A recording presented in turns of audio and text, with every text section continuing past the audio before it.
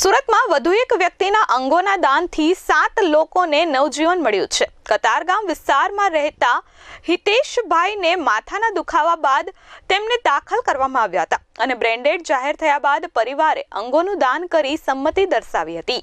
Textile અને diamond city તરીકે ઓળખાતા સુરત શહેરની ઓળખ હવે દેશમાં ઓર્ગન ડોનર તરીકે પણ વિશ્વવિખ્યાત થઈ રહી છે। ત્યારે સુરતમાં કતારગામ ખાતે આવેલા વિશાલનગરમાં રહેતા અને હોટફિક્સ મશીન પર જોબ વર્ક કરી પોતાના પરિવારનું ભરણ પોષણ કરતા હિતેશભાઈને માથામાં દુખાવો, વોમિટિંગ અને ચાલવામાં તકલીફ થવાના કારણે તારીખ 10 ડિસેમ્બરના રોજ ખાનગી હોસ્પિટલમાં સારવાર હેઠળ ખસેડવામાં આવ્યા હતા। નિદાન માટે સીટી સ્કેન કરાવતા બ્રેઇન હેમરેજ અને મગજમાં સોજો હોવાનું નિદાન થયું હતું અને સારવાર હેઠળ તબિયત વધુ લથડતા 16 ડિસેમ્બરના રોજ હિતેશભાઈને બ્રેન્ડેડ જાહેર કર્યા હતા। જેથી આ અંગે ડોનેટ લાઈફના સ્થાપક નિલેશ માંડલેવાલાનો ટેલિફોનિક સંપર્ક કરી હિતેશભાઈના બ્રેન્ડેડ અંગેની જાણકારી આપી હતી।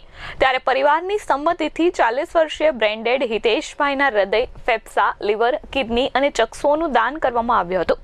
હિતેશભાઈના અંગદાનથી 7 વ્યક્તિઓને નવજીવન મળ્યું હતું।